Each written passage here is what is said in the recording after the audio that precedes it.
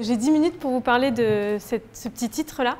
Ça va être compliqué pour moi, je suis un peu logoréique, mais on va se lancer. Donc notre école est obsolète pour la simple et bonne raison qu'en fait elle est old-fashioned. Elle a été pensée au moment de la révolution industrielle pour produire du notable en veux-tu, en voilà.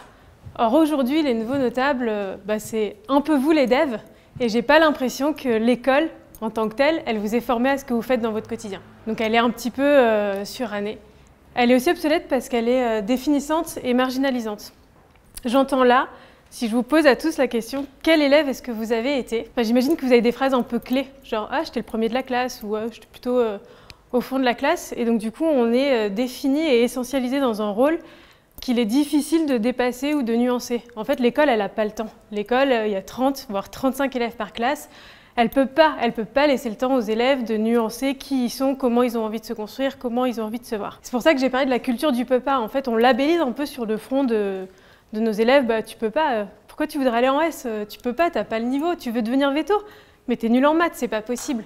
Et ça génère un peu un rapport à l'échec qui est compliqué et du coup qui nous empêche derrière dans notre vie quotidienne ou quand on cherche un taf à essayer d'expérimenter parce qu'on a peur de se planter. Genre moi là j'ai hyper peur de me planter ce soir. Et en fait l'école elle va un peu apporter des dégâts sur notre confiance, la créativité, la flamme qui a été évoquée un peu tout à l'heure chez Algolia, et finalement ça m'a l'air d'être plus ça dans le monde de l'entreprise qu'on cherche que vraiment savoir qui est Musset et qui était Perdican et Camille dont il a beaucoup parlé. Alors moi je m'appelle Audrey et j'ai été prof pendant 5 ans dans une école privée hors contrat qui accueillait des élèves en décrochage scolaire.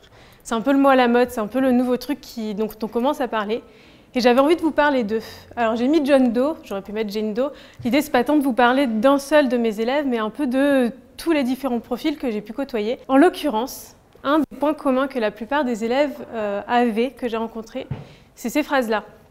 Ces phrases-là, je les ai pas inventées, hein. Elles ont vraiment été prononcées à des élèves. Tu es bête, tu n'es bon à rien.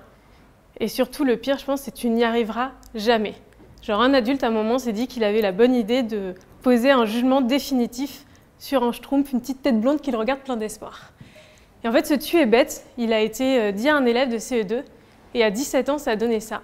Un article sur un blog qu'on a créé dans l'école, où il explique, en fait, et ça fend le cœur quand on le lit, qu'à partir du CE2, il s'est rendu compte qu'il n'était pas fait pour apprendre, que s'il le faisait, éventuellement, c'était pour les autres, qu'il avait beau faire des efforts, mais que...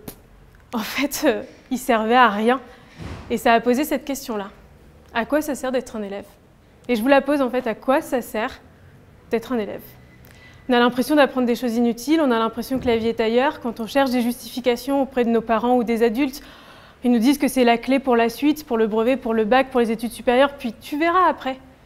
C'est pas hyper passionnant, hein. C'est marrant de regarder 2 secondes à travers la fenêtre ou les cartouches sur le plafond. Mais au bout d'un moment, on a envie de faire quelque chose un peu de concret. Et en fait, on se l'est probablement tous posé cette question un jour ou l'autre, juste on l'a évacuée assez rapidement. Mes élèves, ils ne l'ont pas évacuée et ils ne sont pas si différents de vous que ça. C'était qui? Souvent, les décrocheurs, on a tendance à dire c'est peut-être des élèves difficiles, ou ils ont des parcours compliqués, etc. Pas forcément. En fait, ces élèves, ça peut être des kinesthésiques. C'est-à-dire qu'au lieu d'apprendre, comme vous êtes tous là, bien assis, tranquillement, sagement, en silence, ils ont besoin de bouger, ils ont besoin de marcher, ils ont besoin de se dynamiser, de faire des gestes, etc. Parce que ça rend l'apprentissage plus simple, ça l'ancre. Ils peuvent être aussi sensibles. Les hypersensibles, c'est le mot à la mode. Cette sensibilité-là, ça demande à être dans un rapport de l'apprentissage un peu serein. Sauf que la note, le jugement, et merci Open Classroom de ne pas mettre de notes, c'est pas hyper rassurant en fait. Et je pense qu'on a été plusieurs à vivre ce moment-là. On va parler des maths, ça catalyse pas mal de problématiques, les maths, dans l'apprentissage.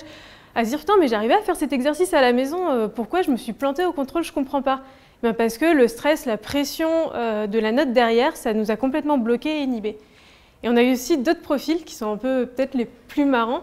C'est ces petits rebelles là, ces petits rebelles de la liberté qui comprennent pas trop le sens de la contrainte, le sens de la consigne.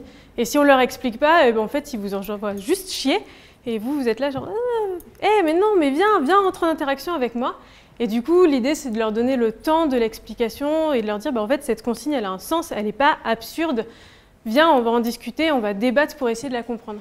Du coup, dans le lieu où j'ai bossé avec 2 de mes collègues ici présentes, Camille et Pauline, les Totally Spice, comme les élèves nous ont surnommés, On a redéfini le but de l'école. On s'est dit que, c'est faux, l'école, elle ne forme pas à des métiers. Moi, j'ai fait un bac S, j'ai fait des études de lettres, et j'ai été prof dans une école privée, truc qui n'a rien à voir. Par contre, ce qui peut être intéressant, c'est qu'elle développe un peu l'envie, la curiosité d'aller vers l'autre, d'aller chercher, et ça rejoint un peu les deux talks avant moi, qui finalement, eux, sont plus ancrés dans le réel de la société, là où nous, l'école, elle est quand même assez en décalage. Et là-dedans aussi, il y a l'idée de faire société. Faire société, pour moi, c'est en fait, c'est s'écouter, s'entendre, se connaître d'une certaine manière en tant qu'individu, et pouvoir entrer en connexion avec les autres dans le collectif. Et aujourd'hui, l'école, encore une fois, parce qu'elle n'a pas le temps, je ne lui jette pas la pierre, elle ne donne pas trop cette opportunité-là, on est plutôt dans la compétition, dans la comparaison. Et donc c'est un peu compliqué de travailler en collectif, c'est compliqué du coup derrière notre rapport au travail en équipe. Et j'ai assisté à un atelier samedi dernier où il a fallu collaborer en équipe dans un cadre hyper restrictif. En fait, on n'a pas réussi. C'était hyper compliqué, alors qu'on était tous très volontaires. Deuxième point, on a favorisé l'horizontalité. Je ne sais plus qui tout à l'heure parlait de structure pyramidale. En fait, il y a une espèce de croyance qui est assez ancrée, c'est qu'on a l'expérimenté, l'apprenant, on a le sachant et celui qui va apprendre. Et le sachant, il est supposé tout savoir. Or aujourd'hui, moi j'ai l'impression que le prof d'histoire qui m'apprend mon cours, il sait tout, mais je pense que Google, il l'explose en termes de connaissances. Donc du coup, cette posture de sachant, elle n'est pas si intéressante que ça finalement dans l'apprentissage. Et au contraire, elle est sclérosante. Parce que du coup, l'apprenant, il va avoir peur de se tromper, vu qu'il sait tout, moi je sais rien, c'est la cata. Donc on a zappé ça, on s'est dit on va être plutôt dans une dynamique de co-construction avec nos élèves, de dire voilà, moi j'ai des choses à te transmettre, toi potentiellement t'en as aussi à me transmettre, voyons voir ce qu'on peut échanger avec nos connaissances et notre petit bagage tous les deux. Et ça on a pu le faire parce qu'on allait vraiment à la rencontre de nos élèves. Alors on fonctionne et c'est un peu notre idéal sur du petit effectif, et avec beaucoup de one-to-one pour essayer de comprendre en fait réellement ce dont l'élève a besoin. Alors on m'a demandé d'être un peu plus précise et concrète, de donner une petite boîte à outils. Comme je m'adresse à un public de dev, a priori on m'a demandé de parler de framework, et puisqu'on nous a surnommé les Totally Spice Framework. Première étape, faire du café à vos élèves, c'est génial. Blague à part, l'idée c'est de leur redonner confiance. Comme on ne peut pas forcément le faire sur ces élèves-là qui ont décroché par le côté académique, on va essayer de passer en périphérie par des actions. Le cas d'une de mes élèves, elle est dyspraxique. Pour faire un gros résumé, la dyspraxie, c'est que tu réinventes la règle à chaque fois. C'est un peu compliqué quand tu dois faire inlassablement des exercices de maths ou autre. Donc j'ai proposé de me faire mon café tous les matins quand elle arrivait. Elle a mis 1 mois à peu près à ce qu'elle puisse automatiser le geste, 2 mois à ce qu'il soit buvable et 3 mois à ce qu'on n'ait pas besoin d'une armée de nettoyeurs derrière. Deuxième point, c'était la créativité. En fait, ils se sont sentis un peu brimés dans la scolarité à s'empêcher d'être créatifs. Et donc du coup, plutôt que de leur proposer en études de texte du Musset ou du Molière, on s'est dit on va partir de leur envie. Alors leur envie c'est PNL, c'est un peu compliqué, mais du coup ça développe vachement leur créativité parce qu'ils sont obligés d'aller chercher l'essence qu'il n'y a pas dans le texte. Du coup ils inventent, ce qui est plutôt pas mal. Et le dernier point, l'idée c'est de les réancrer dans le réel en fait, de revenir à cette fameuse question à quoi ça sert d'être élève, et d'essayer de les amener par le réel, par ce qu'ils font et par ce qu'ils mettent en place pour eux et non plus pour les autres. Et donc ça passe par le corps notamment. Et répondre à cette question, à quoi ça sert d'être élève, à quoi du coup je sers et quel est mon but dans la vie. Et donc notre école est obsolète, peut-être, jusqu'à preuve du contraire. Et pour moi le contraire, il est justement dans ces élèves-là qui nous ont obligés à repenser en fait notre accompagnement, à repenser la posture qu'on pouvait avoir, à repenser en fait le monde et à repenser qui ils étaient. Merci. Si vous avez des questions... En gros, là, pour pouvoir changer, repenser les façons de penser aux élèves, il faut du temps. Vous avez combien d'élèves? Comment ça se passe? Dans quel âge? Alors, combien d'élèves pour le moment?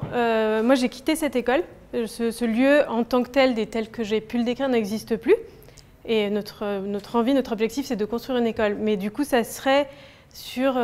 idéalement, nous, on accompagnait 5 élèves à un instant T. Et en fait, tu accompagnes des élèves qui ne travaillent pas sur les mêmes sujets. Donc, je peux avoir... C'était du collège-lycée. Nous, on serait peut-être sur plutôt du lycée.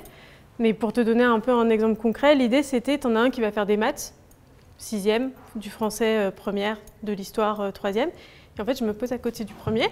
Je regarde avec lui, je discute, et en fait, le one-to-one à ce moment-là permet cet espace-temps de reconnexion, en fait, à soi. Et oui, effectivement, par rapport à la grosse machine de l'éducation, aujourd'hui en tant que telle, c'est compliqué.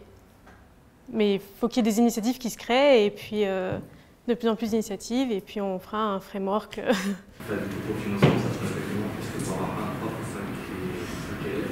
Eh bien écoute, on peut en discuter après autour d'une bière. J'ai plein d'idées et je cherche des idées.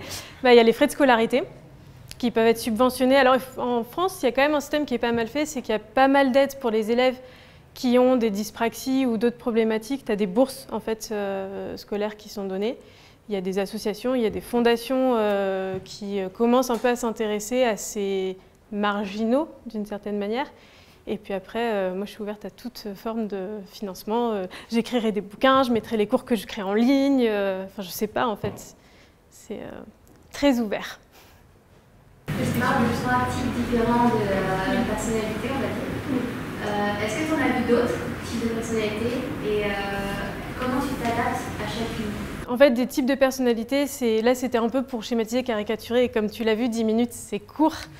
Donc oui, il y en a plein d'autres, et en fait j'ai envie de dire, il y en a autant qu'il y a d'individus, et encore pire, il y en a autant qu'il y a d'individus à différents types, différents moments. C'est-à-dire qu'un même élève qui va avoir un certain parcours, quand il va arriver chez nous, on pourra l'associer éventuellement au côté rebelle, et en fait pas du tout derrière, c'est un grand timide ou un grand sensible. C'est très très très très très nuancé. Comment on s'adapte? Tu l'as dit à un moment donné, on tente et on itère en permanence. On est un peu une espèce de laboratoire de relations humaines. Je pense que le point qui nous caractérisait, c'était l'écoute de l'élève en tant que vraiment individu. Et ça a commencé, et ça c'est un truc que moi je voudrais garder si on crée une structure. Dans l'entretien, je ne me suis jamais adressée aux parents. C'est à l'élève que je m'adresse parce qu'en fait c'est sa vie, c'est son parcours, qu'il ait 10 ans, qu'il en ait 15, qu'il en ait 20. Et donc déjà de le reconsidérer et de le remettre au centre de sa propre vie, souvent ça a fait un espèce de choc chez eux qui est assez surprenant, qui fait qu'ils réouvrent une petite brèche dans la relation avec nous. Et après le fait d'avoir des vannes, c'est d'avoir l'air d'avoir 15 ans, ça aide aussi la relation. Je voulais savoir quel est ton avis sur les pédagogies alternatives, genre Montessori ou Freinet? Freinet, je la connais pas très bien, donc je pourrais pas en parler. Montessori, il y a plein de choses que je trouve hyper intéressantes, notamment quand je pense que tu es parent, de le faire rentrer chez toi pour éveiller ton enfant. Il y a beaucoup de ce qu'elle propose, de ce qui est proposé, interprété, qui est du bon sens, à mon avis, en termes de créativité, de curiosité. Par expérience, les élèves qu'on a récupérés de Montessori, c'est souvent au primaire que ça existe, Montessori en l'occurrence sur Paris, c'était la cata.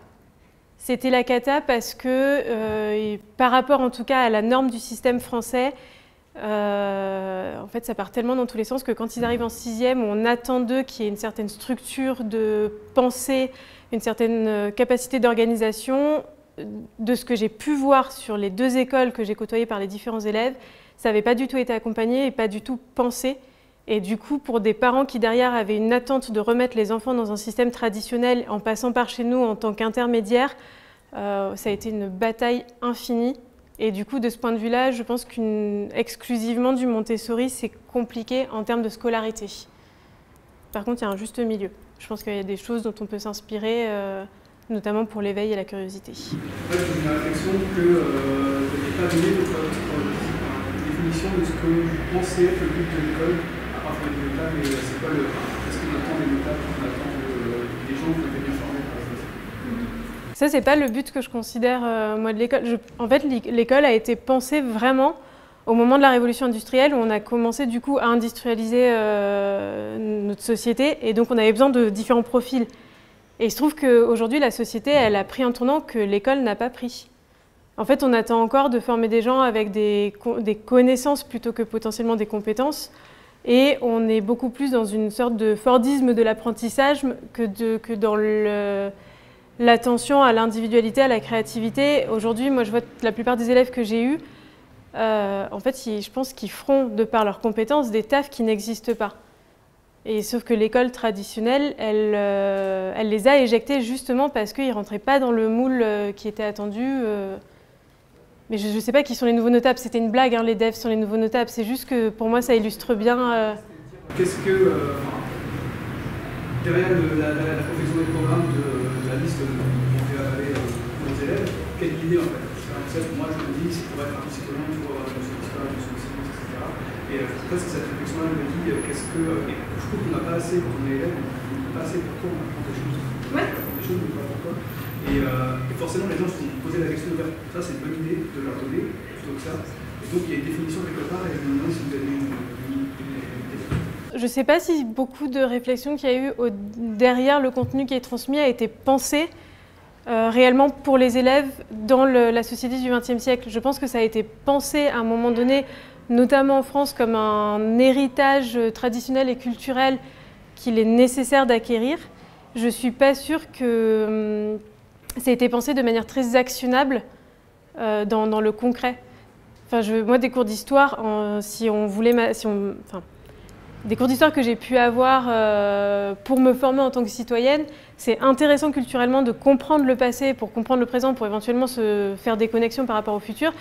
Les trucs que j'ai trouvé le plus intéressant, c'était les débats que j'ai pu avoir de société par rapport à moi, mon quotidien, que mon prof avait mis en place. Et ça nous permettait de comprendre et d'expliquer, du coup, de réancrer en disant, bah voilà, tu vois, là, ton argument, il se limite parce qu'en fait, tu n'as pas cette connaissance-là. Mais si on te délivre la connaissance brute, sans explication, c'est compliqué en fait de l'accepter. Je pense juste que de l'impression que j'en ai, après j'ai pas une expertise colossale sur le sujet, je suis plus sur le terrain avec les élèves que sur la masturbation mentale de la pensée, mais je suis pas sûre qu'en fait ça ait été réellement réfléchi et repensé par rapport au terrain concret aujourd'hui de 2020, quoi.